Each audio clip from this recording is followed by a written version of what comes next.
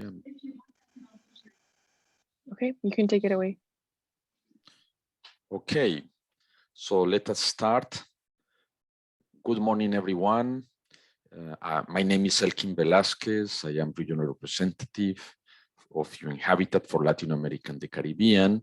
And this is the only Latin American, or the only of two, one of the two only Latin American and Latin American panels in this international conference.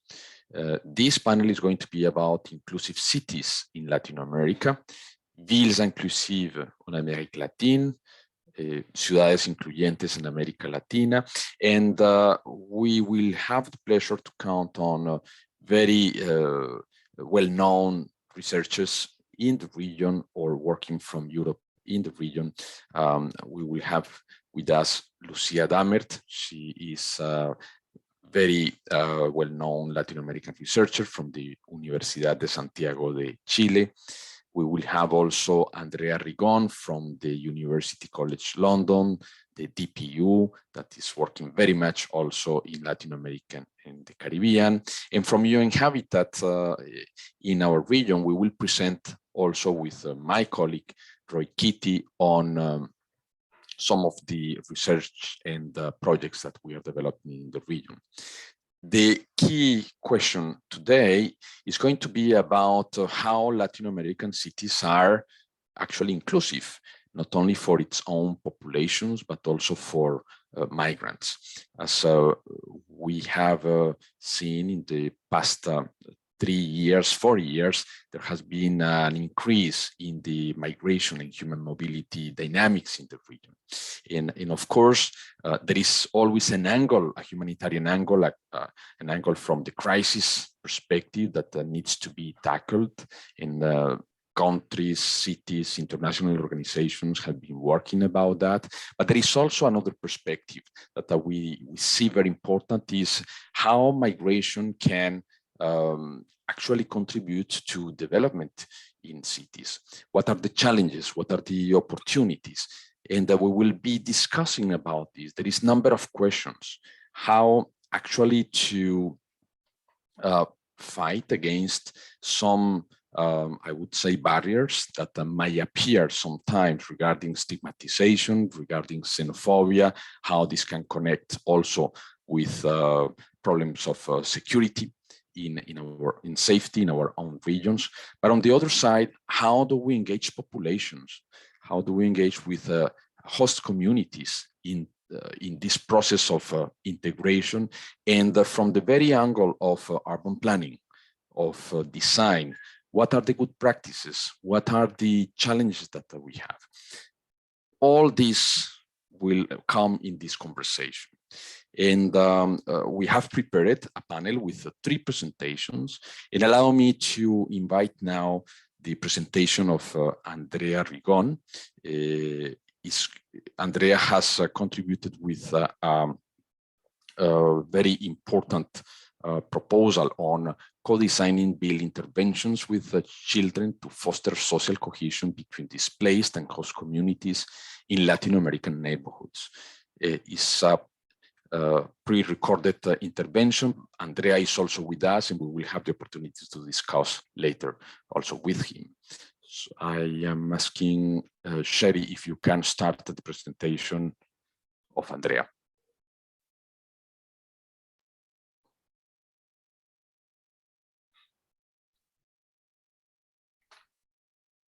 Good morning, good afternoon, everyone.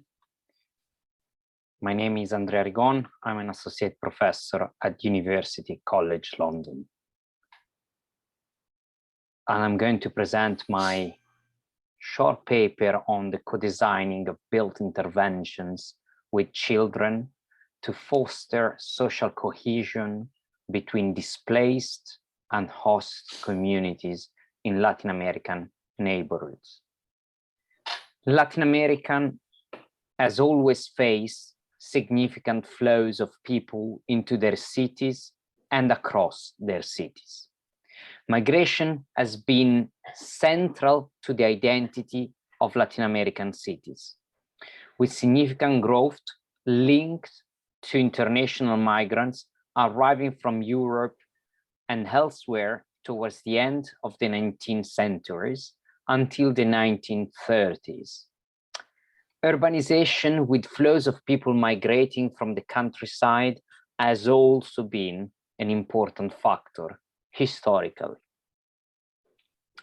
Urban development has also created movements within the city and within the city with low-income groups displaced to marginal areas. The spreading of dictatorships have seen political refugees moving to cities in neighboring countries.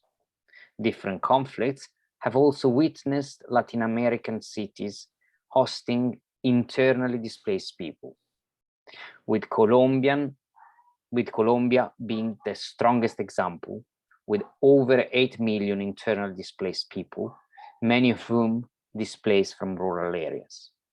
Now, there are flows of people in the regions, particularly from Venezuela, but also from South American and Central American people in their attempt to reach the United States. These current flows should be framed within this long experience of Latin American cities as hosts. There is a lot of experience to learn from in Latin American cities. Movements of people, arrival of new people is in the DNA of Latin American cities. However, these processes have been characterized by large inequalities, processes of land dispossession, market-led displacement, and violence.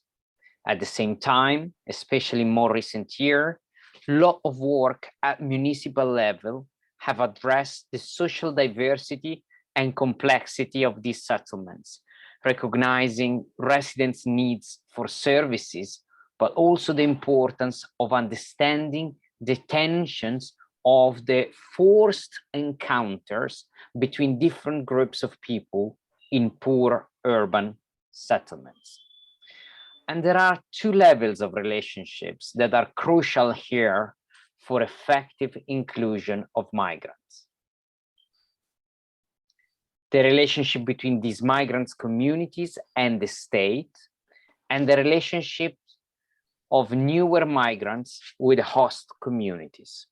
These two levels are closely related, and it is impossible to generalize the diversity of contexts, so I will try to remain a little bit at the general level.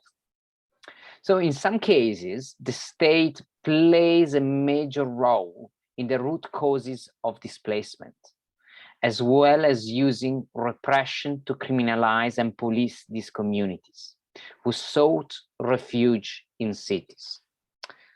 In these cases, it is very hard for local authorities to gain the trust that is needed for a successful cooperation.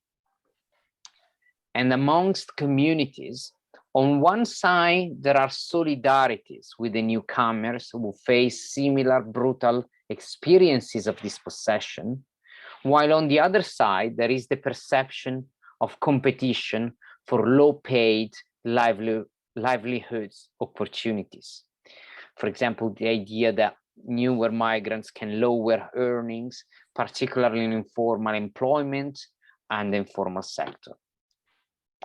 And these tensions may be strong given that internally displaced people, refugees and other migrants, mostly settle in the poorest urban areas, often living side by side with the urban poor, who are also socially and economically marginalized. And at a global level, 40% of globally displaced populations is made of children. And 2/3 approximately settle in urban areas. And 80% of displacement crises last over 10 years. And as these displacement crises are becoming protracted, it is important to favor integration processes with a very long-term view. And even when national government doesn't embrace integration policies, pragmatic local governments should prioritize them, because that they can create more livable communities for all. The importance of integration is fundamental for children who make up a significant part of displaced communities. Children affected by displacement have little agency and freedom in the urban context and often live in overcrowded spaces with adults.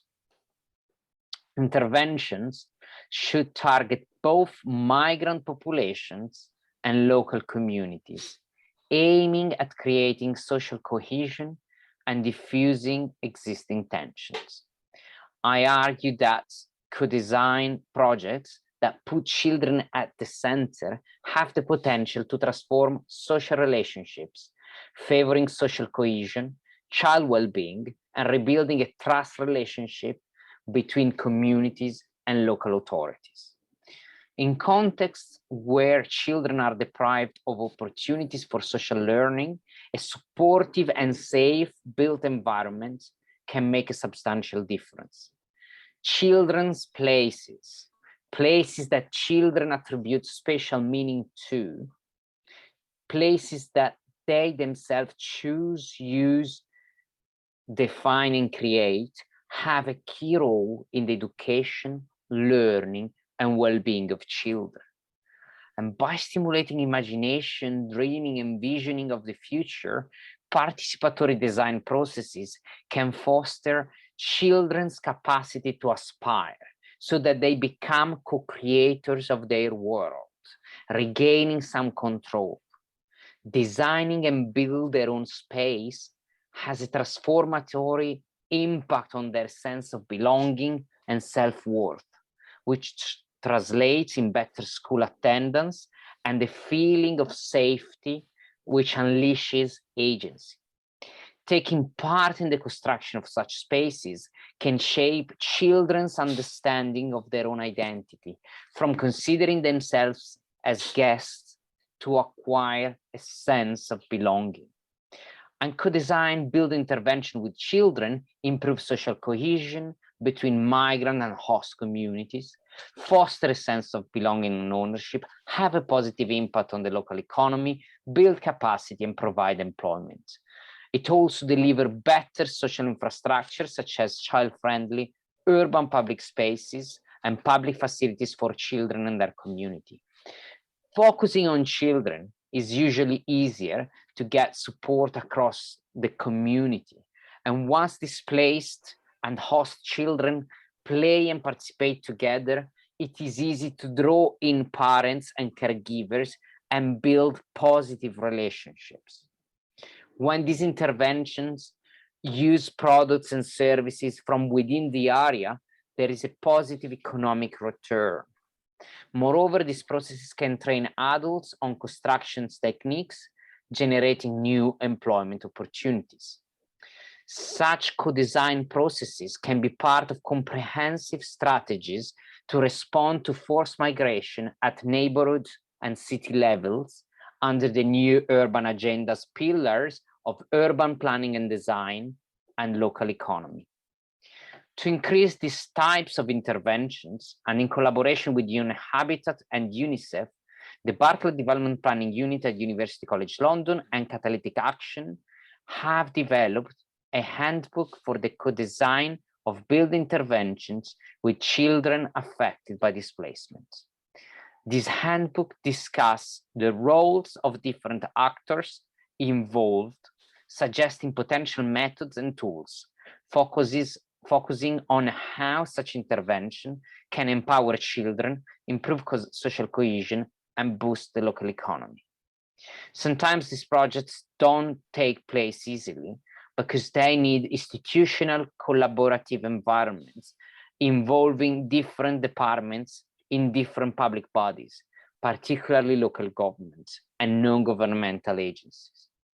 However, institutional setups sometimes work in silos, making it difficult to have child specialists, urban planners, education teams, economic development working in a single project.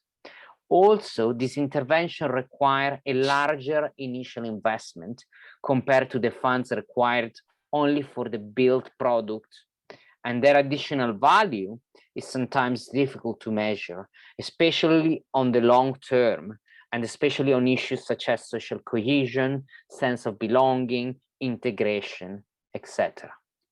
The current handbook that we propose contains 13 steps and a lot of examples and tools, as well as links to other important resources and toolkits produced by different agencies and organizations. And we also have created a digital library of useful resources. Finally, my team is happy to train organizations willing to advance this approach to child well-being and social cohesion. And the handbook currently is in English, but will soon be in Spanish and Arabic.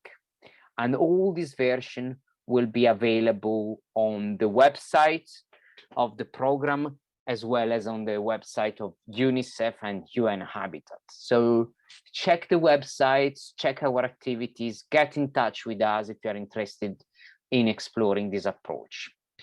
Thank you very much for listening, and look forward to discussing with you later. Thank you very much, Andrea.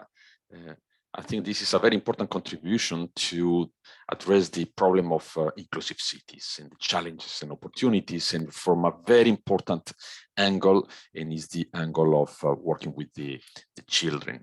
And I think we will complete and develop a little bit more in the presentation that we will have with UN Habitat, and we will have the opportunity to compare notes and to also mention how to apply this in practice in a city. But you also mentioned it in your intervention about the tensions between the newcomers and the host communities, and how these tensions can reflect it in through problems of, in Spanish, we have a wonderful concept, convivencia, in Portuguese as well. I think in English is the living together.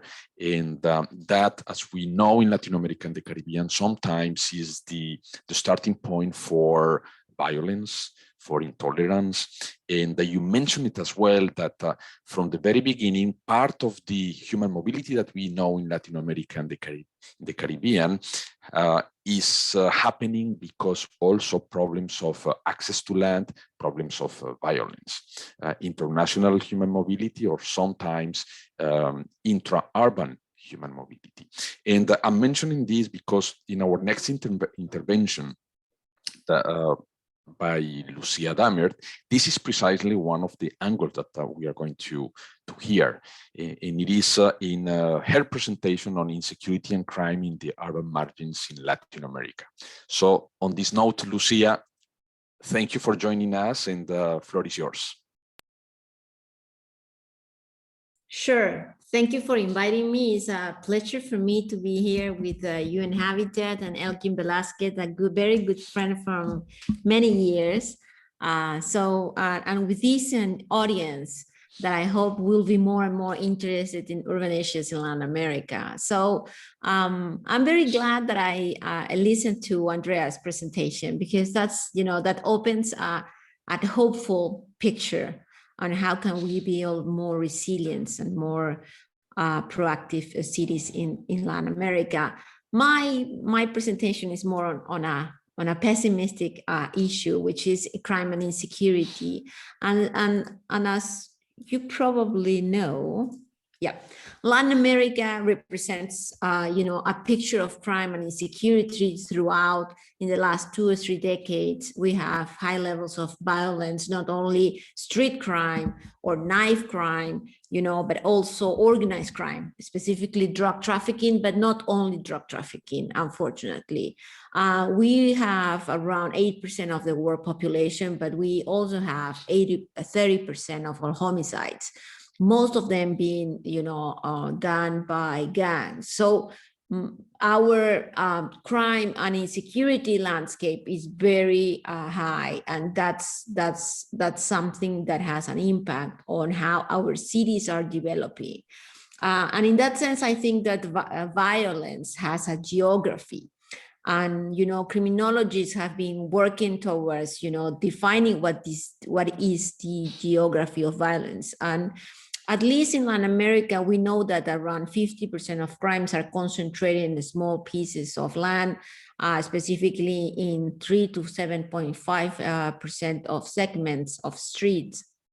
We also know that homicides and more violent crimes are highly concentrated in poor urban areas, what we call the margins, you know, those areas that actually develop by themselves with lack of proper urban planning.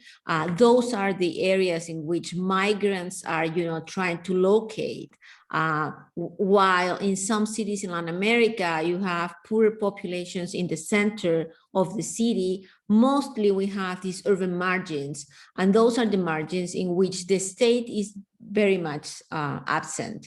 But also in those areas, we have, you know, the presence of criminal organizations that have a specific headquarters in those places.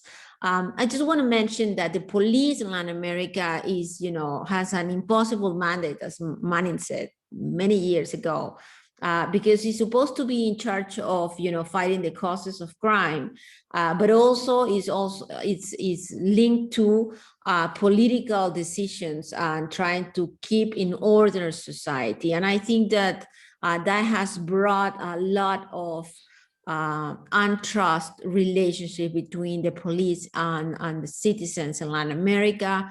And of course, our police institutions are, you know, have low levels of citizen trust.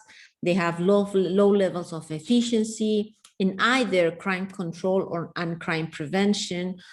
We have high levels of personal and even institutional corruption. And of course, high levels of discretionary use of force, even in those countries that we thought were better off in terms of police work, such as Colombia and Chile lately.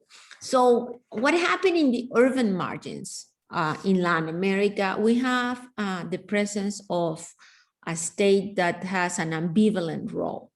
And this is really important because for many years, you know, we thought that basically the state was not present in those areas. In the last 2 or 3 decades, what we've seen is the confirmation of this police criminal collusion, you know, as Desmond Arias mentioned, that actually described multi-phase constellation of illicit actors in Argentina, drug traffickers, in other places, you know, burglars, and a state institution, most specifically the police, but also municipalities in some countries. And that ambivalent state is better recognized in the urban margins.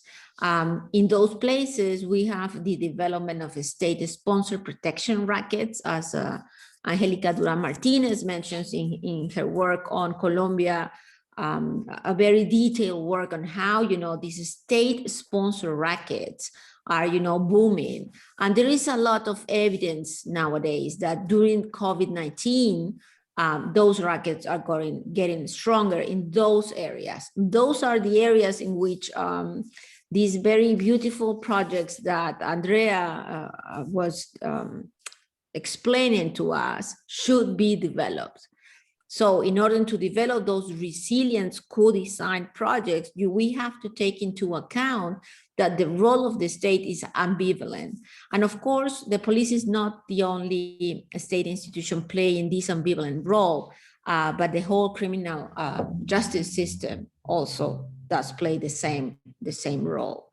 In those urban margins, in those areas throughout Latin America, we also seen an issue that is very much linked to the quality of democracy, which is that corruption is normalized. And of course, corruption is linked to inefficiency, not only inefficiency in terms of crime control or crime prevention, but also in the way the city actually develops. Because of course, corruption allows those areas to be poorer. Because some of the money that should be invested in those, co-design type of projects are gone or are used for a different goal. There are linkages between local gangs, and the state, and in many areas in the urban poor areas, those are structural linkages. So we have an increasing concern of how the city is going to build and going to be resilient in the post-COVID area, while having this ambivalent role that leaves citizens in a very difficult situation. And this is my last point. Citizens believe that the police is not interested in fighting crime, in regulating social behavior. So there is an increasing use of, lynchings and other type of particular justice. Also, this is enforcing a culture of illegality. And of course, the culture of illegality in those areas has not only been linked to crime control or crime prevention, but also in the way the city is being used or is being built. For instance, the way that citizens in some areas try to use public space as privatizing that public space is part of this culture of illegality.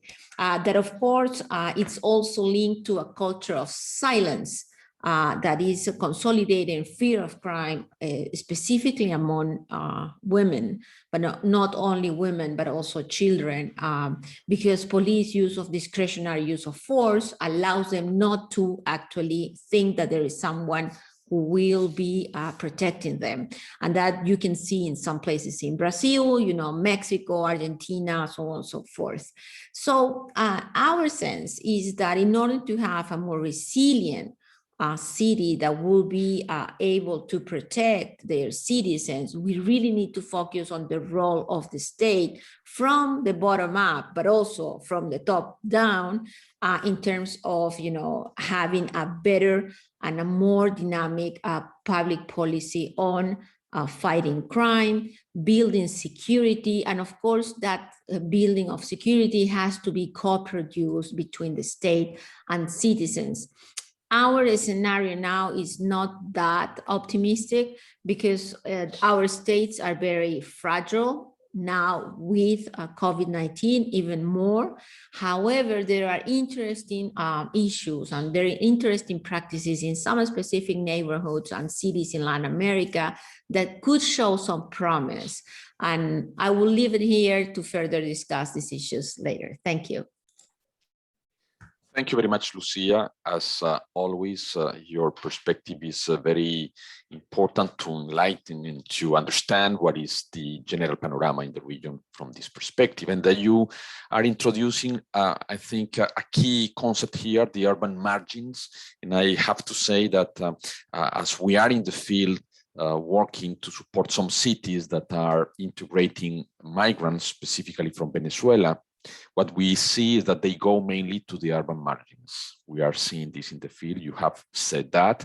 In these urban margins is where we have all this situation, the conditions to, that allows insecurity and violence to advance. So there is a tension there, definitely, and it is important to see how we can support municipalities in the region to address this situation, to address the challenges. But there is also opportunities. And I recall from the old days and in very important projects, including with you, that we were putting in the same table the idea of urbanization, well-structured and planned urbanization can support the reduction of crime and violence. And we said as well, I recall again from the old days, that social cohesion and governance was a key.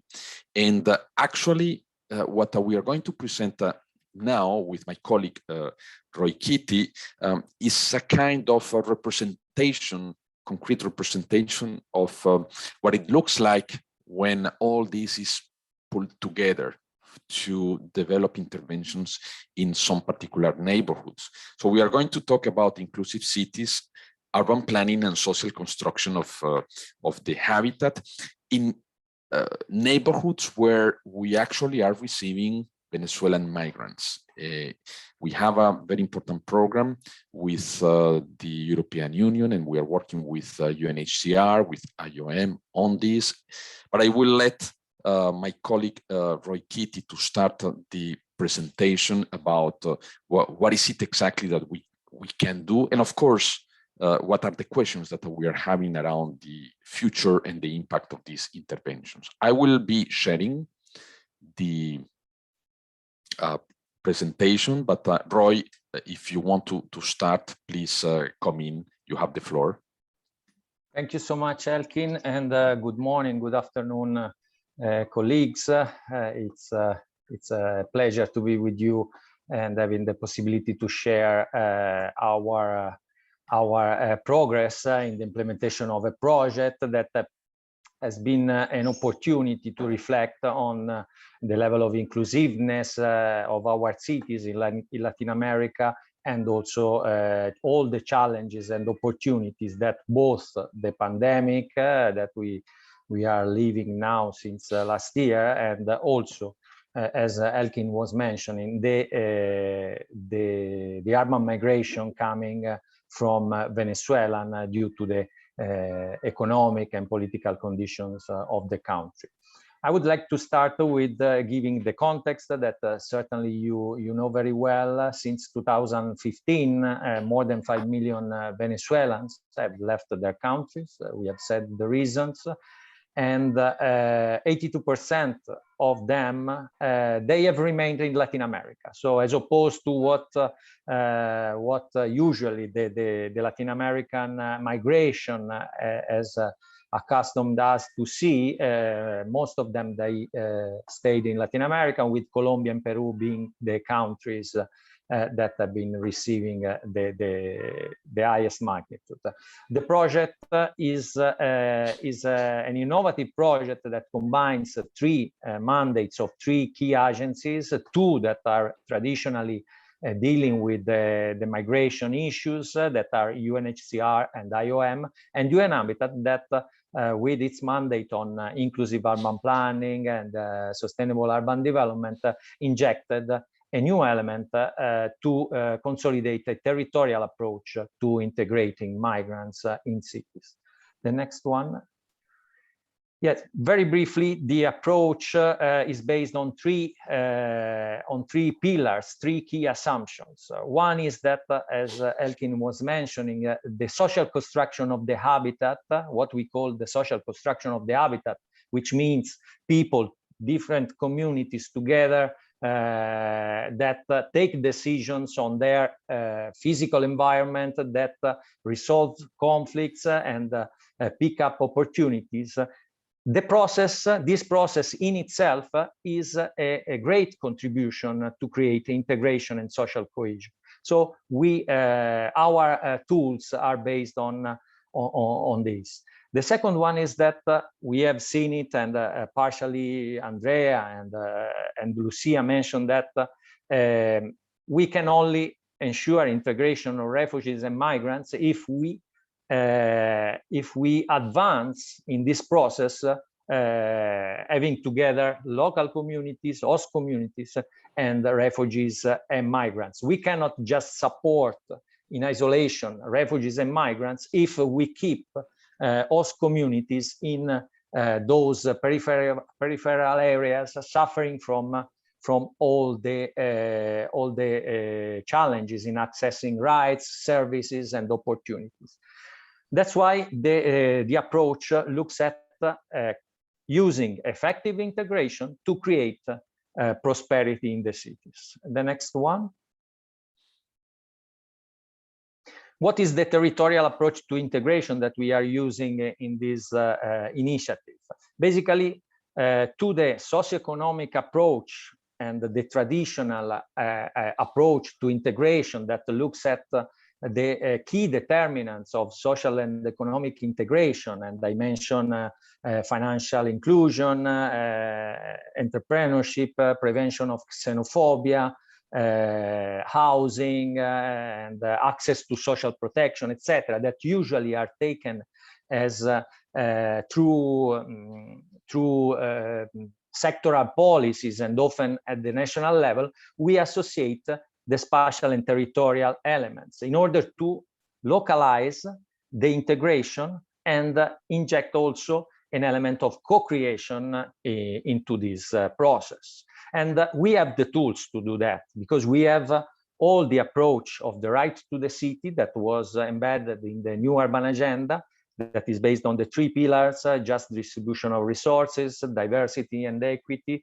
and the inclusive governance. And we have the new urban agenda that gives us the tools to achieve an appropriate urban form, to maximize the access to rights, service, and opportunities, also from the spatial dimension, connectivity, enhance public space, social mix, mixed uses in the cities, that are all tools that help to facilitate this integration process. And the result is actually that we increase the living condition at the household level through the sectoral policies, and then we ensure that at the spatial level we have all the proximity issues and all the form that the cities can use to support these integration processes.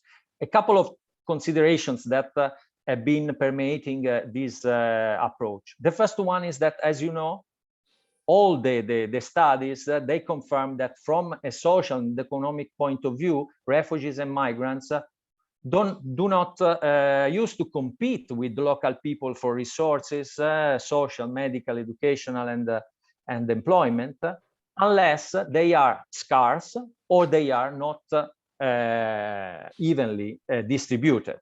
So all the concerns that we see and the perception that we see in local communities, sometimes looking at migrants as a threat to security, competitors in the employment, responsible for the collapse of public services that cannot absorb this influx, in reality, these were there even before the arrival of the migrants, and they hide structural problems and structural weaknesses that should be addressed. And in fact, the project advocates for the national and the local governments to use the migration from Venezuela to address, as an opportunity to address structural problems. The next one. Another key consideration that speaks to what Elkin was saying. So this trend that sees these migrants, especially the most vulnerable, settling in peripheral and poor areas of the cities, is something that we can see from this graphic that is trying to worry us. This is the data from migration in Colombia, and we see that the trend starting from September 2019 has seen more people coming with an irregular status. That also makes that they are looking for informality spaces and also affordability, which they find exactly in these informal areas. So it's something that we need to keep in mind and to monitor in order to take actions. I will not explain all the innovations that we have tried to create with this initiative, but I will mention some, especially in terms of measurement, data, and monitoring. We have created an urban inclusion marker that is able to tell us the level of inclusiveness that has a city and its potential contribution to integration. And as you can see in this map, not only we can give a mark to this level of inclusiveness. In this case, I have a Colombian city that marks approximately 65 in a scale from 0 to 100, which is not a very good performance as an aggregated result. But also we have a map that shows us these darker areas where the problems are concentrated. So, and this marker takes into consideration 5 key dimensions.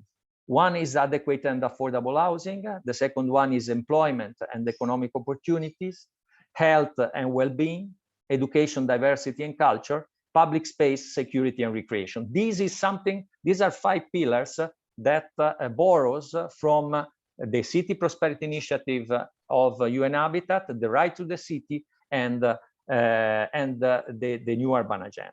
So as you can see, we can look at the maps with various layers. For instance, Lucia mentioned the issue of crimes and violence, and we have layers of maps that can tell us these. In particular, for instance, in these 2 Colombian cities, we have seen that the homicides are concentrated in these peripheral and problematic areas, while other crimes to properties and these type of crimes are concentrated where the prosperity is actually more, and the movement of money and the prosperity is more acute.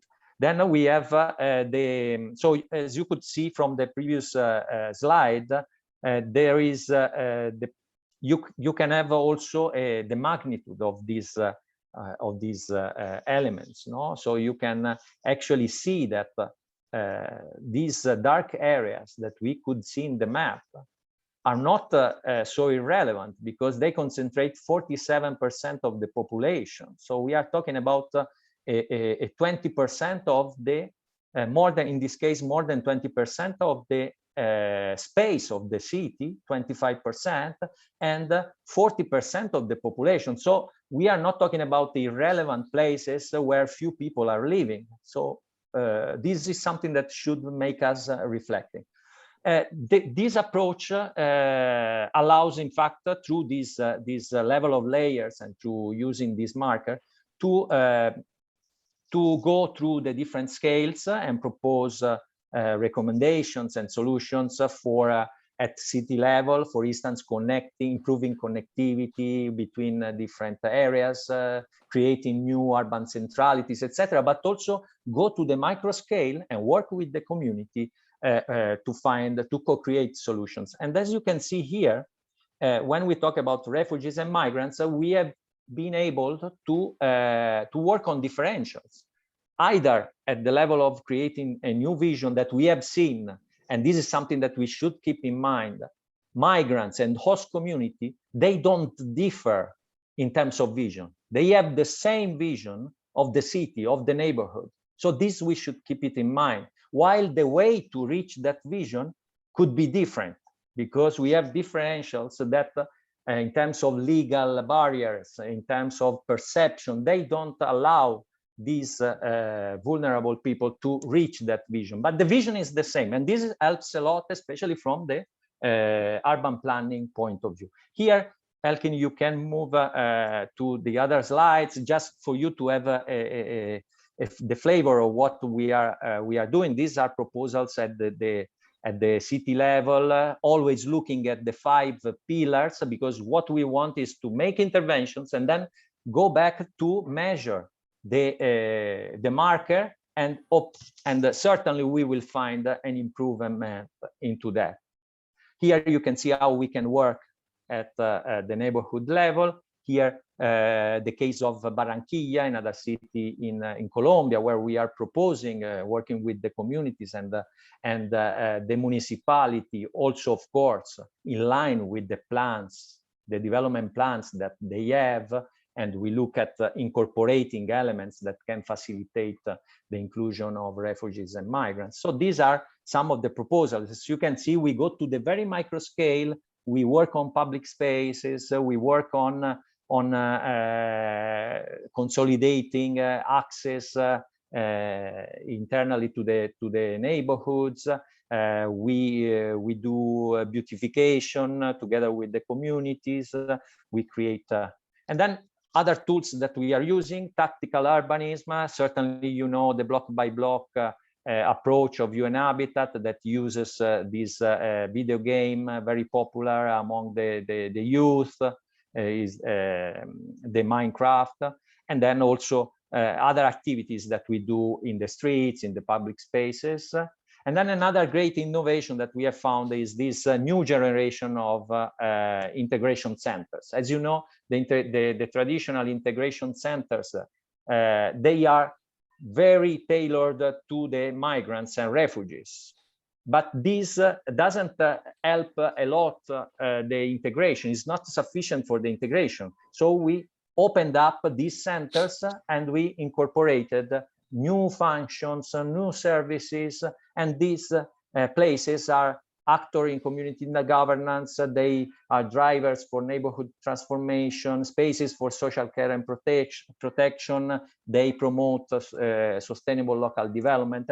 And now we are in the process of creating, we will be launching in October a global network of these centers.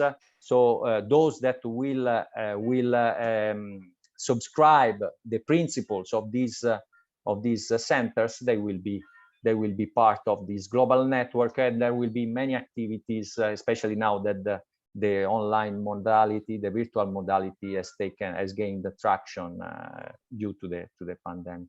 Thank you so much, and sorry for being so fast, trying to transmit these messages in the fastest way. Thanks. Thank you, Roy. Thank you, Roy. I think we have closed a very interesting loop from the perspective of our friend Andrea. We have said it is very important to work at the neighborhood level with communities co-creating. He is suggesting that we do this more from the very perspective of children in education. Here, in these cases, in Colombian, Peruvian, Dominican cities, we are showing a way to do this. And Andrea also mentioned it at the very beginning, the relevance of measuring the impact. And I think from this very practical perspective, the next step is really to measure the impact. We think that those innovations, the marker and the concrete ways to integrate the different communities, hosting communities, migrant communities around the same process in a neighborhood is likely to give good results, but still that has to be measured. And I think also that connects well with what Lucia was mentioning, because all these areas, the dark areas that Roy was showing in cities like Cúcuta and Barranquilla, are usually, Lucia, we will not be surprised about that, the hotspots where some behaviors and in crime and violence dynamics are concentrating. And you mentioned it very clearly that actually this is very small areas in terms of the whole urban spaces. And I think this is very important to take into consideration. So we have really three very good presentations that are going to give us the possibility to establish a good conversation. And I would like to go straight forward to this conversation. Andrea, indirect, what is the reaction that you have when you see together the good work that you have produced? And thank you, because you have made UN Habitat and UNICEF part of this process. And one intervention in the field that has been shown by my colleague Roy, what is the analysis that you can make on how to better integrate the orientation given by the guidelines in concrete interventions in the field? How we can go to the next level? What results can we expect? And you have been insisting on this conversation between host communities and migrant communities, but with the children at the center. Andrea. Yes, two things. The first one is that in a way, these guidelines is not that they were developed from theory and now is about putting them into practice, but exactly was the reverse process, and was that if, for example, all this process collected a lot of interviews to municipalities, to practitioners, to different agencies, a lot of colleagues from UN Habitat and UNICEF in different countries and other agencies, and then and in reality, this comes from years of working of this NGO catalytic action in partnership, particularly with UNICEF, but also other agencies, and realizing that there was in a way a demand for this intervention, but was not so easy to put them into practice. Very often there was some misunderstandings, particularly in terms of municipalities of what this could be achieved.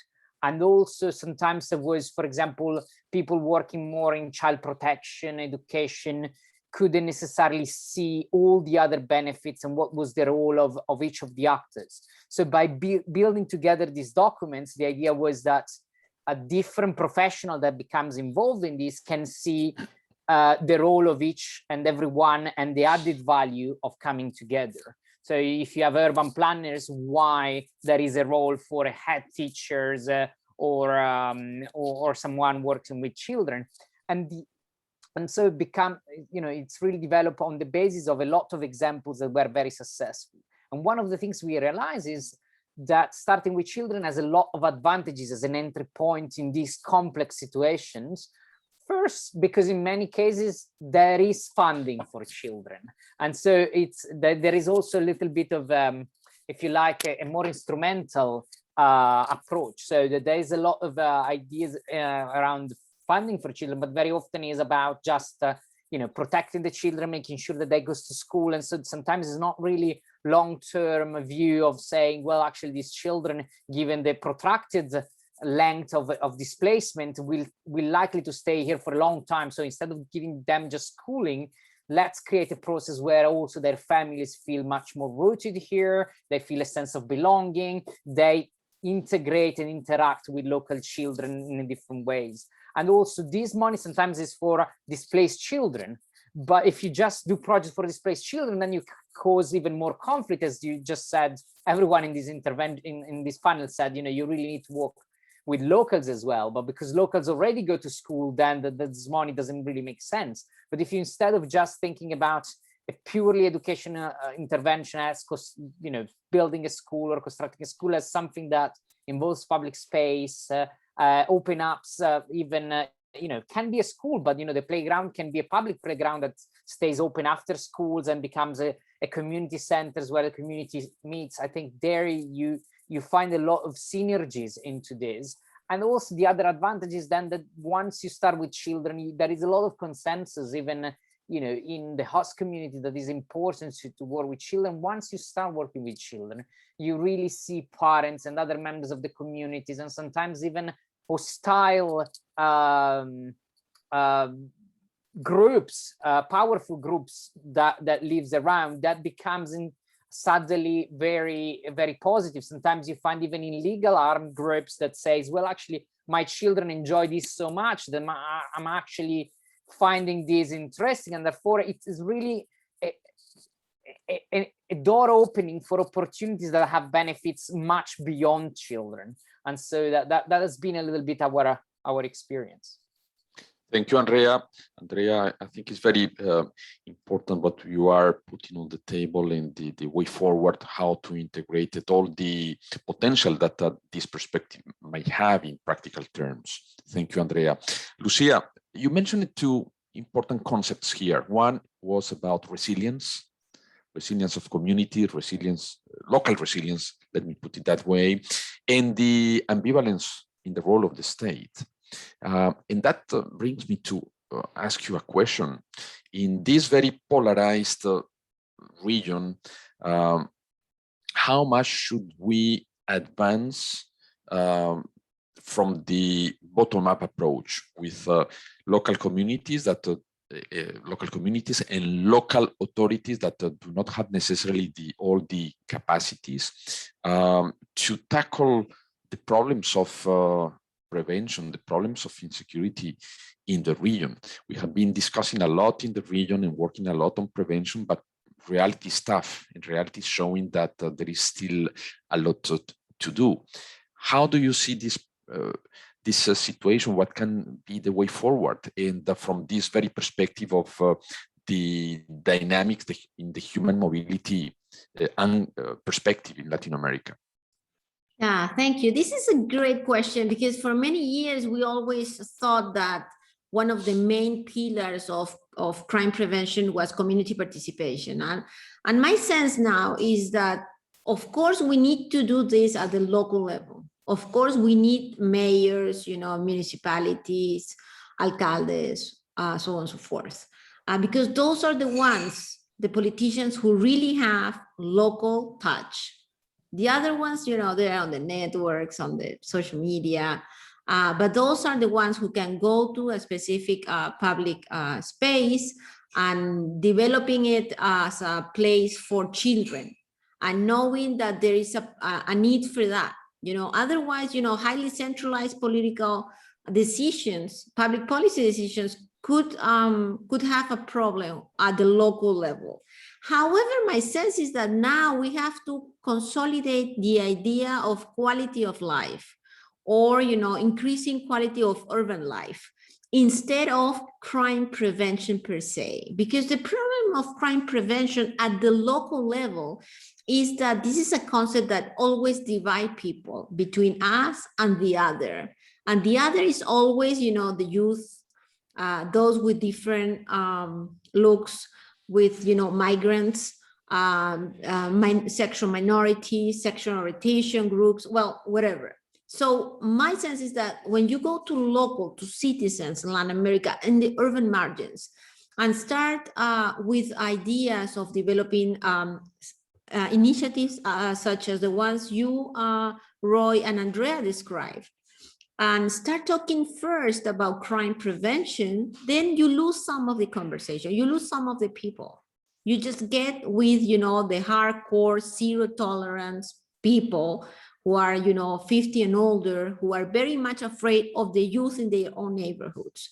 So I think we have to move forward into bringing everyone into this conversation, how to make our environment better, how to involve everyone, even those who are informal or even illegal, not the gangs, of course, but there is a very dynamic a scenario at the local level. So if you start bringing people into the conversation, then you can, basically talk about crime prevention, which, of course, crime prevention is related to teen pregnancy, is related to drug consumption, is related, to issues of inequality. Of course, mental health is issues. And there are many other elements that when we, for many years, just focused on crime prevention, we lost the sight of all those, social and urban elements. So, of course, for me, mayors are the key players, because you need political will. And we discussed this for many years in Colombia and other places. And political will at the national level is weak. However, at the local level, you can build it, in a more long-term situation. That's at least my sense. Listening to you, Lucia, I would like to speak my mind. I cannot avoid thinking in the Secretary General new position, Secretary General of the UN, about the future of a social contract. We definitely need a new social contract, and because you are saying we need to concentrate in improving the quality of urban life, and this is about the social contract. And I am not naive mentioning this, because this is what also we know in this very region we need. And it's very important to see it also from your angle. Let me turn to Roy. Let me be moderator, not presenter at this point. But you have been following up these very concrete interventions in several cities in the region. The two main ones, Cúcuta and Barranquilla. How are you perceiving, Roy, the reaction of the migrants when we arrive with this proposal of facilitating the conversation with the host communities, but also what is being in reality the reaction from the host communities when it comes to advancing on concrete design and co-creation processes, and in the future in interventions that are going to be also joined between the two communities. Roy. Yes, thanks, Elkin.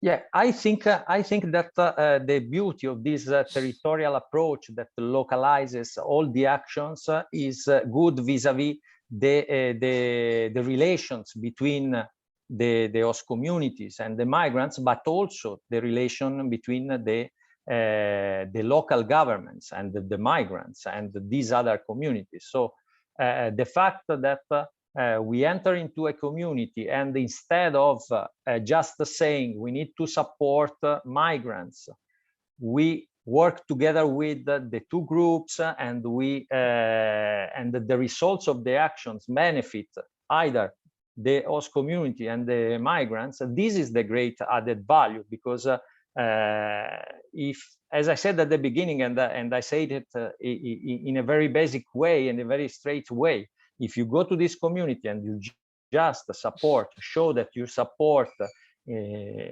this particular group, and you leave the rest of the community with all the issues and difficulties that they live together in those communities that Lucia and also Andrea were mentioning, and we have seen it. We know very well the picture of this, of the informal settlements, of the peripheries, and we know how looks like this environment. So I think that the recipe, the best recipe is this one, is to put together. As I said, what helps is that they have a common vision, and this helps a lot. So what we wanted to achieve, they wanted to achieve, applies to migrants and applies at the same way to the rest of the community. So what we have seen is that this is quite well received.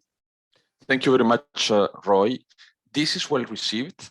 In addition to this, we will need really to be careful about measuring the impact. And since we are arriving to the end of this very important conversation, I will do as a true moderator. I will not express my views, but I would like to ask you, to the three of us, a final reflection about impact. Andrea, you introduced that point about the need really to go to impact. And I am mentioning this because outside there, investors, development banks, international organizations, local organizations are referring very much about the need really to have impact, social impact, from all the interventions, from all the frameworks that we utilize to advance the proposals and to advance the work of enabling cities to integrate migrants. I would like a reflection from your side on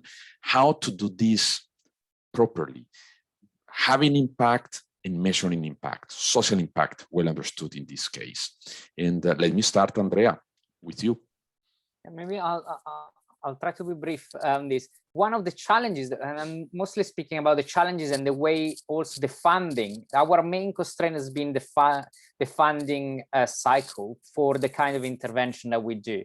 Because we are doing it mostly with this NGO I work with in the Middle East, particularly in Lebanon, and a lot with the movement of Syrians into Lebanon. And the issue is that the projects in a way ends with the delivery of built interventions. In a way, there might be a little bit of time for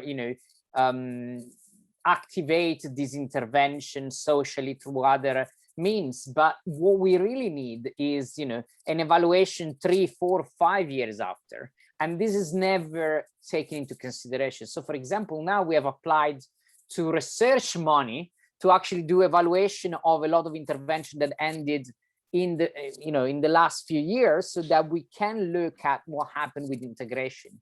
But this is quite difficult and unique, and it's particularly difficult with this thirst for quick impact in a way. And when we talk about integration, social cohesion, and communities that works together, transformations within the social dynamics and social relations, in the trust between local government and communities, we are not talking about something that is ending in a year time or in 6 months, a year after the intervention. So I think we'll need a little bit more of also, and one of the reasons we really emphasize this in these guidelines is to tell donors and funders, yes, you want the impact, but the really important impact is the long-term impact. And so if you ask us to measure that as I finish the interventions, then at that point you will only have the built intervention, and you say, well, you actually spend, I don't know, $200,000 to do something that could be built with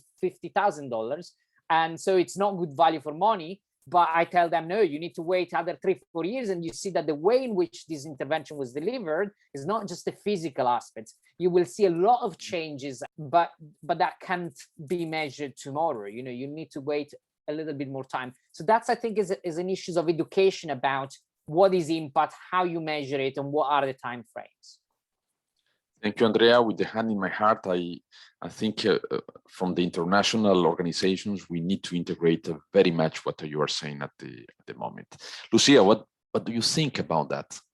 Yeah, well, Impact, of course, I social think that, impact, prevention. yeah, I think we need to change the indicators also, you know, because sometimes you have very interesting projects that are being measured, their impact are being measured in a very narrow way. So if you are building a public space for children, then you go and take a look if those children are, you know, feeling safer in those areas. And perhaps for some, you know, external issue that is not happening. However, if you would really, you know, change our social contract, if you really start thinking about quality of life, then the measures should perhaps, you know, open up to a different situation. Are we building those public spaces only in order to prevent crime? No. Only in order to involve children from migrant communities? No, that's not the reason. The full reason is, you know, to have a better, more resilient neighborhood or city. And that's for me, that's the main challenge for, you know, impact related experts, because sometimes you just, you know, you invest a lot in order to have an impact evaluation. But at the end of the day, it's so expensive to do the impact evaluation, and the results are so mixed that for politicians, it's really hard to decide whether to put the money in one place or the other. So, of course, we need to do impact evaluation, but in some areas, specifically urban politics, mostly on the urban margins, but in general, we also need to go, you know, back a little bit and start thinking on the indicators and the way we design our projects in terms of the objectives. And I think the goal has to be broader. That's my general sense. That's very good thinking, Lucia, and very practical, by the way, because it can help us to develop a new framework for measuring the impact.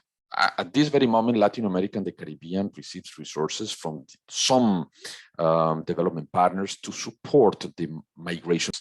But we can also say to the host communities and to, I would say, a bigger community that by intervening in the proposals that Andrea is putting on the table, that Roy has explained, we have not only impact in facilitating the conversation and the integration of migrants, but we are impacting also the lives of all and everyone living in those neighborhoods, cities, and because of the connections of, you know, networks, international networks also having impact at that level. And I think, Lucia, this is really, really very important insights, and thank you for that. Roy, you are in the front line, and of course you have the pressure to show in the short term results. And as you have heard from our experts, Lucia and Andrea, is very important in this context also to see, you know, from a wider perspective. the impact that interventions to integrate migrants in local settlements, can have in other indirect perspectives. Roy, what is your thinking about at this moment? Yeah, no, I fully agree with Andrea, with Lucia, with Andrea. Andrea says that long-term impact assessment is fundamental, not just looking at the short term, although we need to start, and we know the reality is this, with local governments and with communities, you need to start to show quick wins and transformation from the first approach, but medium and long term is important. Then it has to be comprehensive. So not just looking at the economic impact, but looking at the social, at the environmental in a comprehensive way.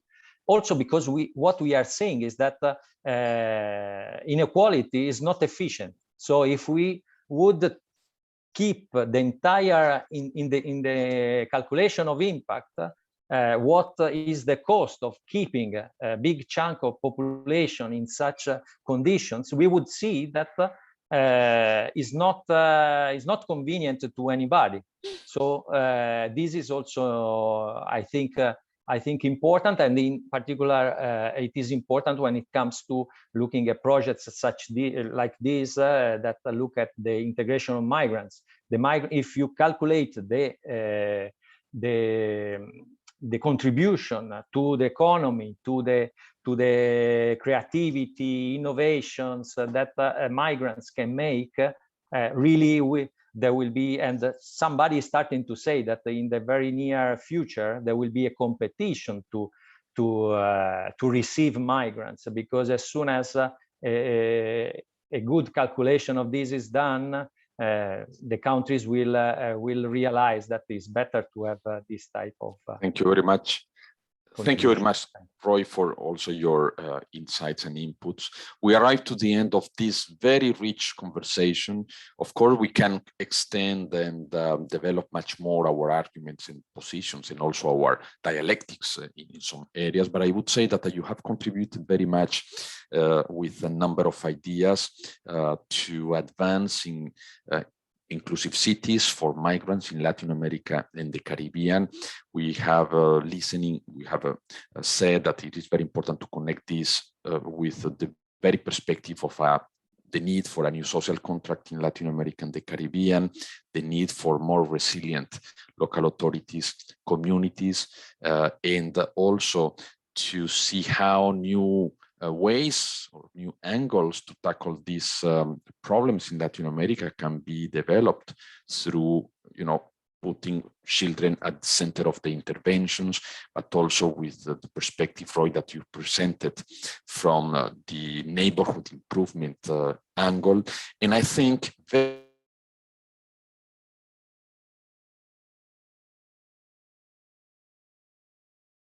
margins that were mentioned by Lucia, and urban margins that in our region are characterized by levels of violence, levels of criminality. Of course, a lot of challenges down the road, but good to know that from the academia we are working, we are seeing contributions that are being translated into evidence-based interventions, and finally, that we need really to continue working together towards both measuring the actual social impact of all this work and building on this analysis of impact towards innovation. I really thank you again for your contribution. I thank you also the organizers and the support team. We arrived to the end. I invite you to move to the awards ceremony, as Luisa was mentioning to me recently, and this is going to be available, this conversation, soon, as in the Netflix world.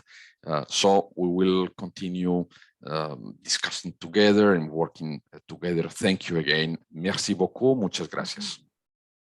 So, ahora mismo podremos regresar a la principal. Y en la principal, pues ahí pueden escoger, vamos a tener la ceremonia de awards y también la ceremonia de closure. Y al mismo tiempo, en esta misma sala de Montreal, vamos a tener la segunda parte de Latin American Panels. Entonces, ustedes pueden, como hicieron para meterse en esta breakout room, también pueden hacerlo de la otra manera. Como lo han hecho. Pueden cambiar y variar. Chao. Okay. Gracias. Gracias. Gracias, Lucía, Andrea, Chao, Roy. chao. Gracias a todas, a Gracias. todos. Thanks. Bye, everybody.